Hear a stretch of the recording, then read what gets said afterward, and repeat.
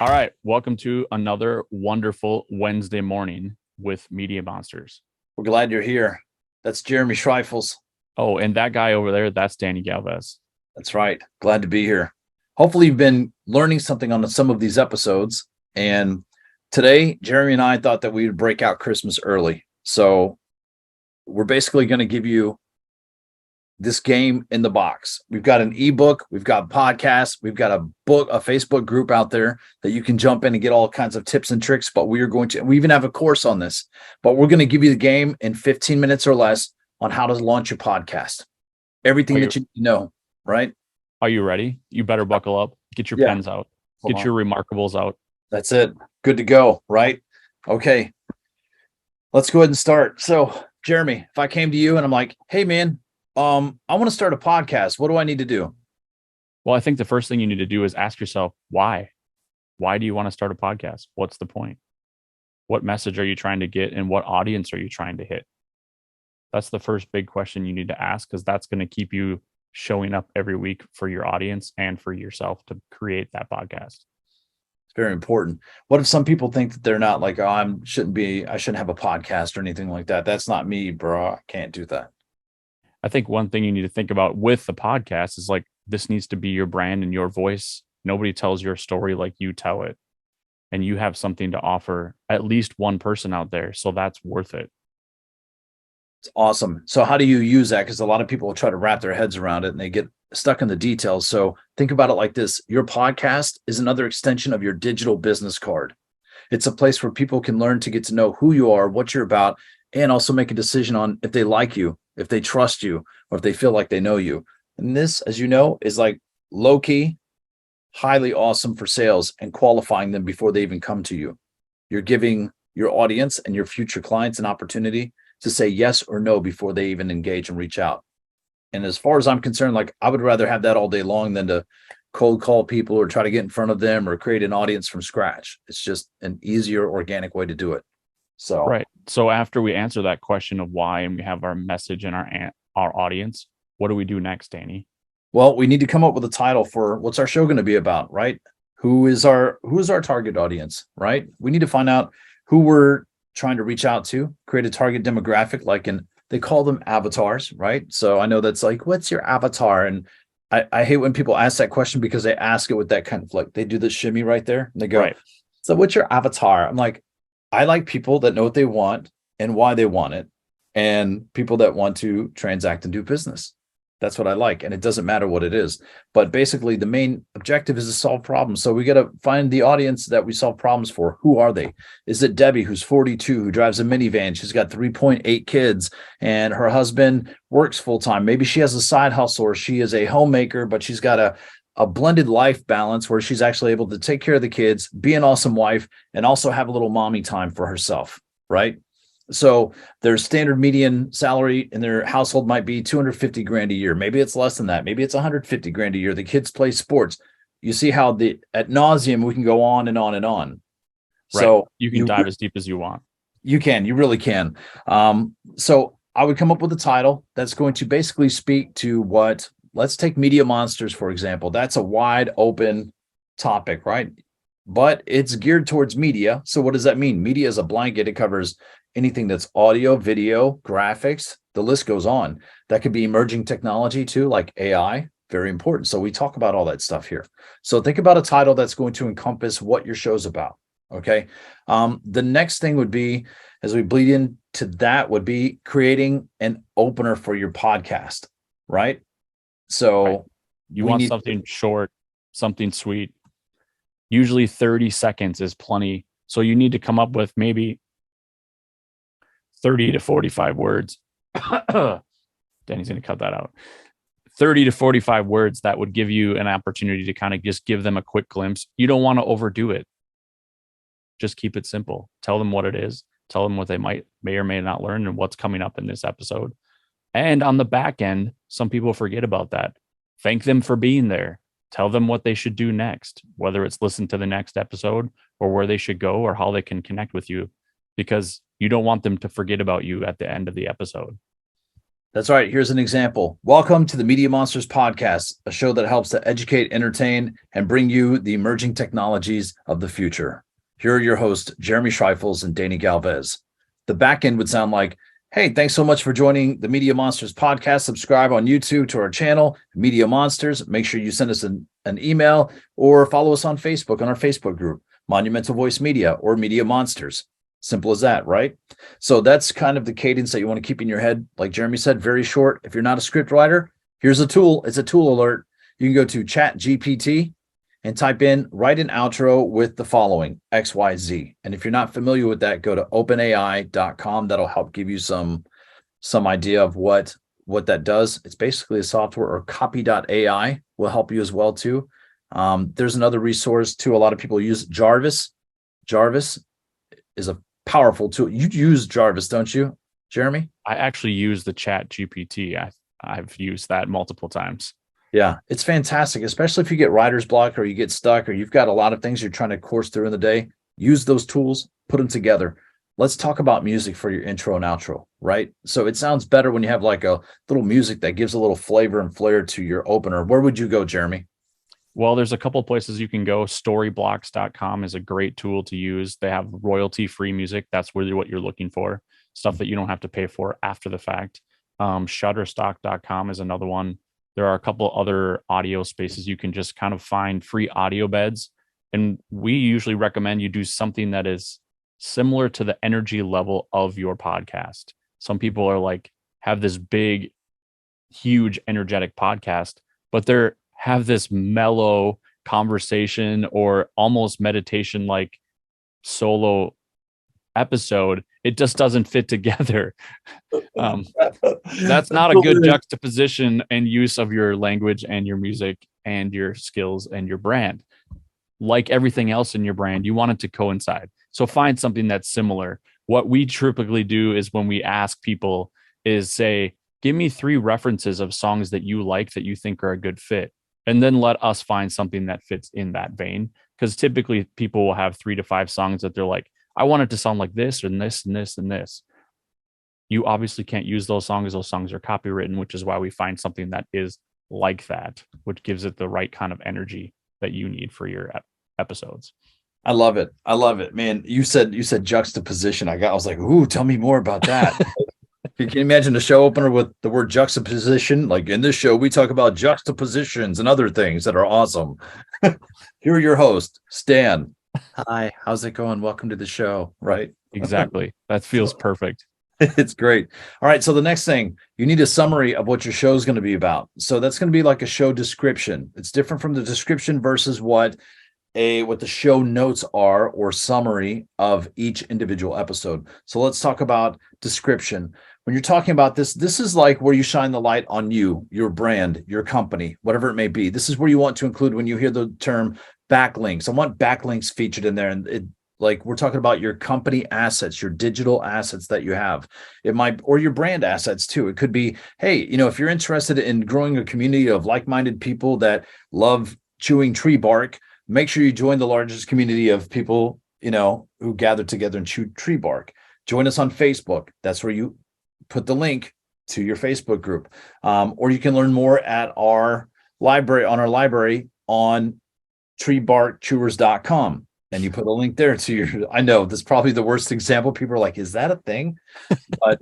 But that's where you want to come up, just an overview of who you are. Like John Stamos got his start in radio when he was just a kid, picking his nose, XYZ, and blah, blah, blah. Now he's grown up to lead, a dominion of people that chew tree bark, and they love it, right? Yes.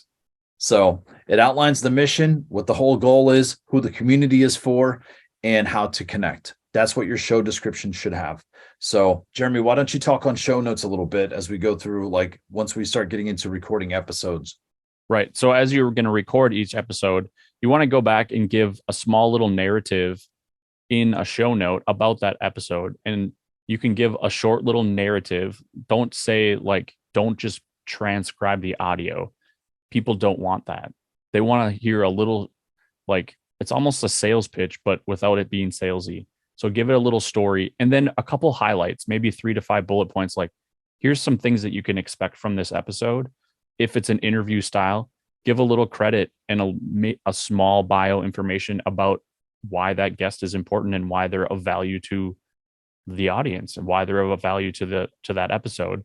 And then at the bottom, which kind of you can template out, are all your backlinks and your contact information. Kind of, it's a duality from your description, but you want to drop that in all of the show notes as well. So you kind of template that out, and then each of the beginning of those show notes is going to be the episode specific. Now, one thing I don't know if I think we kind of breezed over this, but our logo and graphics for our show. Yeah. They're great. They need to be impactful. There's a couple places you can go. Canva.com is a great place to do that. Anything that you're going to do with the graphics, it gives you an opportunity to kind of splash color or images or create that template that you're going to use for each of the episodes. And you don't need to create a separate artwork for every episode. You can just have a podcast artwork, and it's just always the same. Fiverr.com, that's a great place to source awesome graphics. They have a lot of highly talented people and pretty cost-effective rates on there. And then there's another 99 Designs. It's very popular at one point. I know they have professional designers on there. So if you're looking for something a little more high level, you don't mind making the investment, and you have the budget to do it, 1,000,000% go in there. Upwork is another great place too. So there's 4 or 5 resources right there that you can get started. There's no excuses to get your logo designed the same day, usually within 24-hour period. So let's talk about recording real quick. Like, what softwares do we use? Like, can we use our phone? Can we use our desktop? What if I have a Mac? What if I have a PC? What kind of microphone do I need? Right. We don't want to go too in depth because this is the overview of how to get it all done. But let's talk about just a few things. If you're doing video, 2 great resources. Many people just do the video recording right on Zoom. So if you're doing interviews, it's great. You just invite them to the Zoom, and here we go. You can also use that for solo episodes. Another great one that gives you higher quality audio out of the gate is riverside.fm. And that lets you set the episodes up. It helps with your audio quality and those kind of some of the noise in the background information that you sometimes get in audio recordings. You can use something as simple as your phone. If you do that, please make sure that you're using either some sort of earbuds or AirPods or something, depending on what your device will take. And then any sort of just basic USB mic. The Blue Yeti mics are pretty common. Audio Technica is another one that makes an inexpensive USB mic that you can use. And then you can go up to something of higher audio quality if you want, with using interfaces and higher quality audio recording devices. Find out more information. Just reach out to us for those. But you're here to get started, so we don't want to overwhelm you with too much. That's right. And listen, that's the thing. Like, you can always get started quickly. If you're an implementer or you have your own team, okay, we're going to give you all the tools, like, because there's no need to keep it a secret. I mean, what do they say? Like, whatever I put out is going to return tenfold anyways. And you should really think about that as it pertains to sharing information. So, right. Like, if you need to edit that, let's say you're on a tight budget, you don't have a budget, or you're in the process of just starting, a quick fact, make 100 episodes, because most people aren't going to listen up until then. Not saying that they won't, right? People dream of monetizing their podcast immediately, but don't get caught in doing it. This goes back to the why question that Jeremy asked at the very beginning. Don't get caught in the why. Should never be, oh, it's to make money. No, it should never be that. So, because I hate to tell you, but most people aren't going to listen to your podcast. They might not listen to the first 50 episodes or 100 or 500. I hope that's not the case, because we like to think abundantly. So always go in and prepare as if you're just having to do it yourself. Okay. Operate on a budget. Okay. Real simple. Cleanvoice.ai. Sign up for a subscription. It'll remove all the clicks, pops, breaths for the most part. And then if you want a smoother sound, like radio quality, if you want that big booming voice, or if let's say you're in a room someplace, something that we encounter a lot, and the noise is bouncing all over the place. It used to be a problem in the past for podcasting, but not anymore. You'll have people in really high ceiling rooms where they have bare floors in them.